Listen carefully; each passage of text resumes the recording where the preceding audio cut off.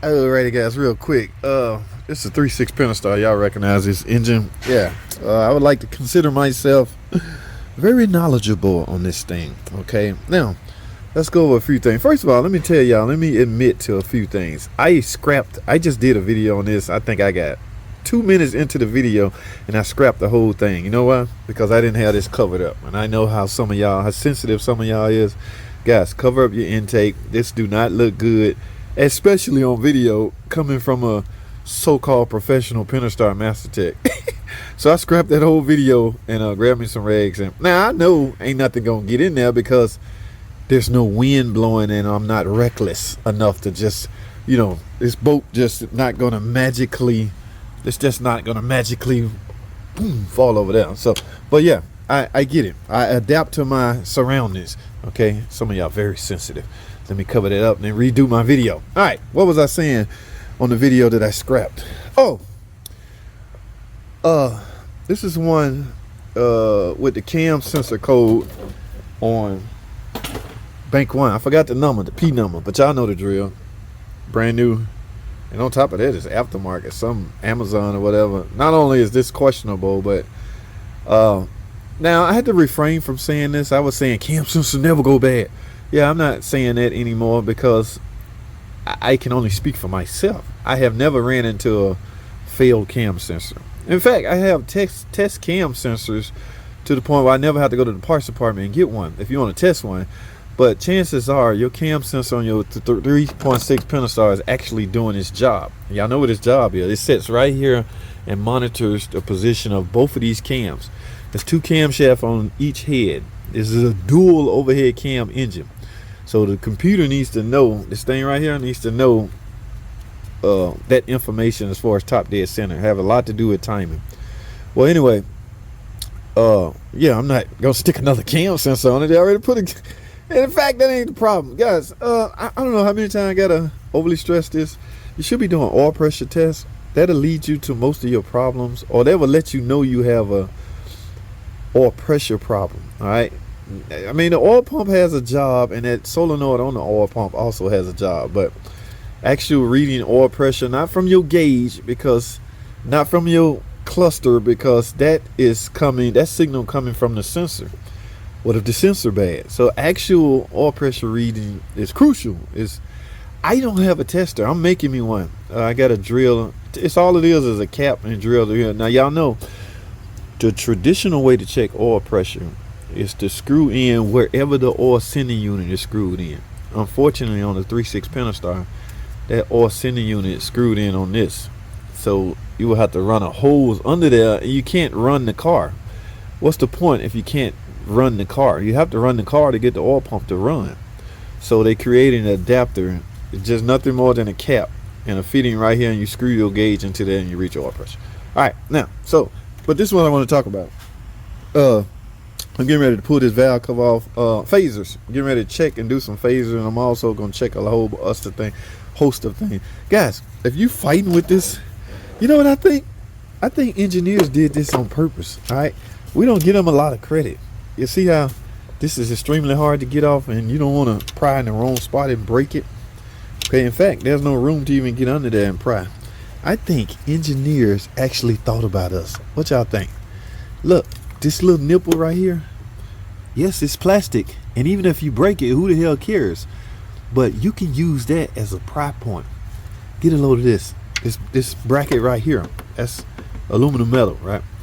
You could take your pry bar, stick under there. Look. Yeah, I think they did that on purpose, guys. So y'all stop dogging the engineers out. They actually did something that makes sense, guys. Another thing, I started removing the solenoids. I'm no longer fighting with solenoids, trying to bypass it. It's only 3 freaking screws. Just take the damn bolts off and wiggle this cover out of here to come off. Leave. Oh, and don't forget, on bank 1, the PCV valve has to come out. All right, a lot of people get stuck right there. They be over here. Oh, the damn thing won't come out. What the hell? You must. It is imperative that you remove the PCV valve. All right, yeah, because it stabbed into the exhaust camshaft, and it can't and into the valve cover, so you can't be stuck from that angle. Bring your ass out of here. Yeah, now that's the reason to cover the intake. You know, this stuff I'm doing, yeah, stuff can fall in there. All right, what are we looking like? Oh, look at these. Now this thing is not ticking, but this is a good opportunity to check lifters, because you see, remember what I told y'all about this powdered metal shavings, coming from something in here. This is magnetic, so anything traveling around in this valve cover while it's running will be attracted to this. All right, just say you got a rocker arm slowly dying a slow death, being chewed up, or the camshaft being chewed up by a rocker arm. That's where all that stuff will go to. Now what I'm doing now is performing the JT feel test. That's why I go in and feel all the rocker arms to see if one loose. Now you're not going to be able to do them all, because at any given time will two cylinders be up on the same bank at the same time. So you may have to rotate the engine to get the lobes off the ones that the lobes are on. Imagine that. I don't feel any. Okay, like I say, you got to rotate the engine in order to get them off. Another thing, what the hell? Oh my goodness, y'all see that? Is that the wait a minute, that is the oil gallery, guys. That's my problem. That is my problem. And let me tell you something, I'm glad this is the case, because now I have a perfect example. That is why checking oil pressure is crucial. Had you checked oil pressure, you would have saw oil pressure low, and then your diagnostic would have led elsewhere. Okay, just because your oil pressure low doesn't mean the oil pump not doing its job. It could simply mean you're losing oil pressure somewhere. In this case, right here, you know what's crazy? What I'm starting to think, P0369, I think is the code I'm fighting with. That is the intake on bank 1. Guess what, guys? That oil gallery plug is on this side. So if this side is not okay, I'm gonna need some time to think this out before I speak, because I know some of y'all very, you know, you say one wrong word, it's the end of your career. But look at that freaking, where's my magnet at? Let me get a magnet.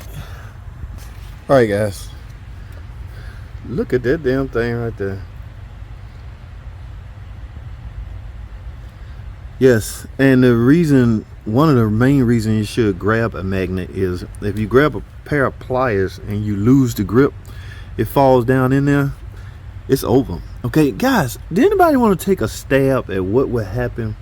Now look, notice that fell right in that little chamber. When it came all the way out, it fell right there in that little pocket. Anybody want to take a stab at what would have happened had it fell? And this car was driving. So that's not enough vibration to move that bolt to make it. If that falls inside that timing chamber and get chewed up, it could be catastrophic.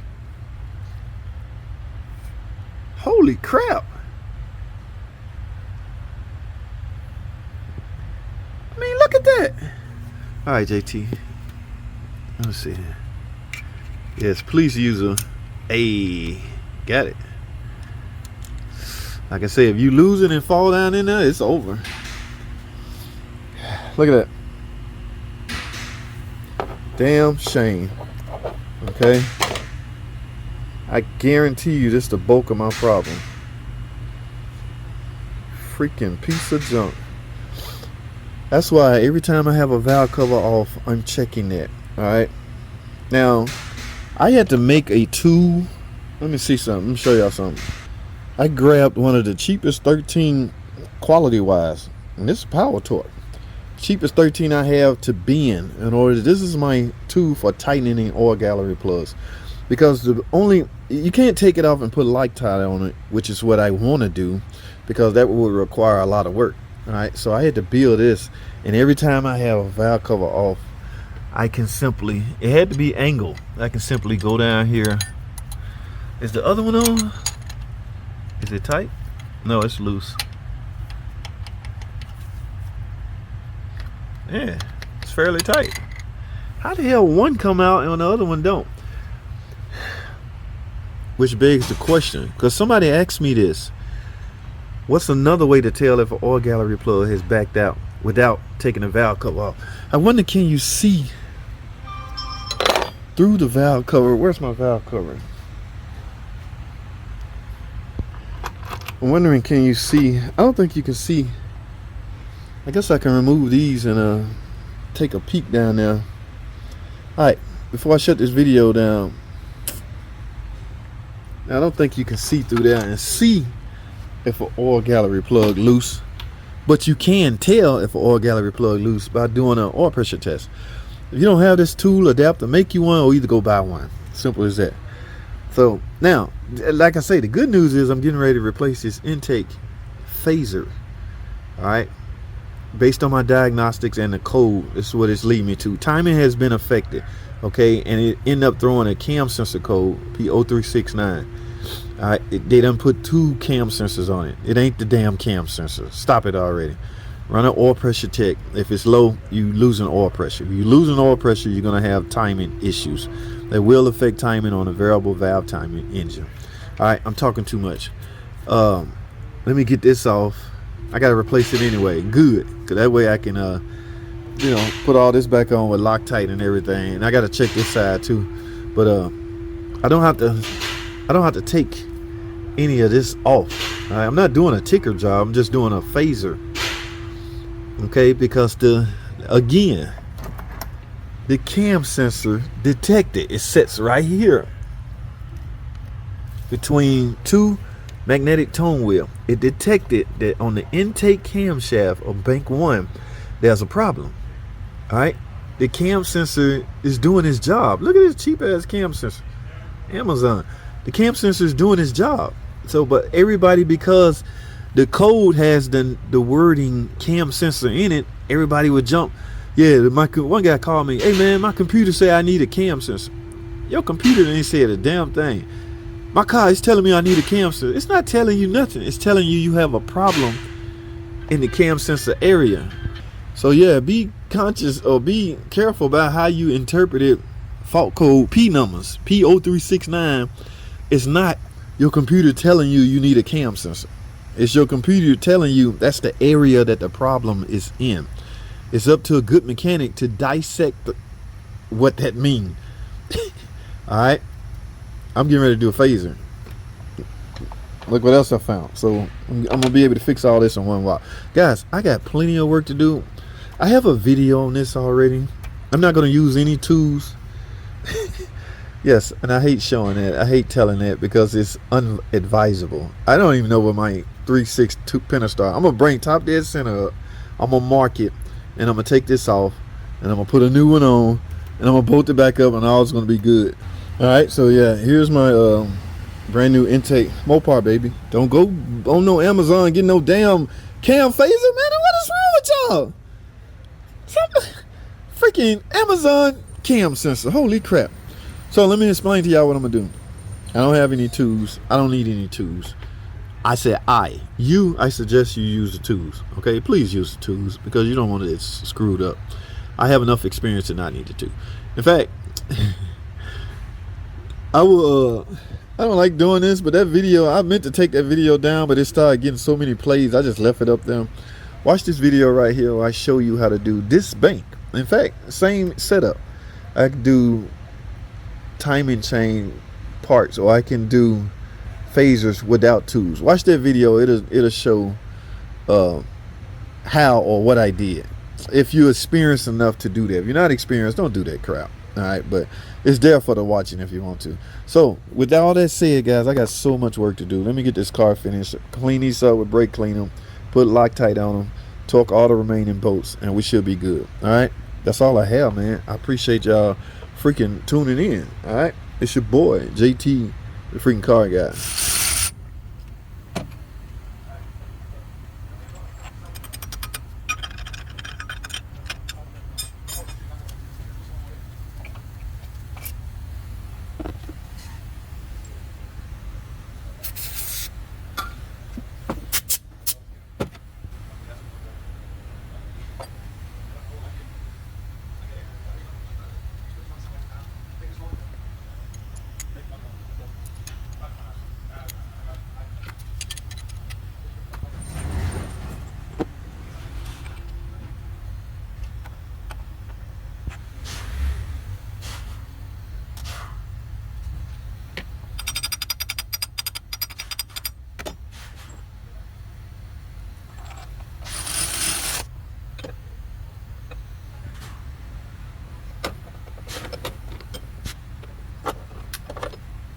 Alright guys, my work here is done. I got the new phaser on, torque the specs, I got everything in time.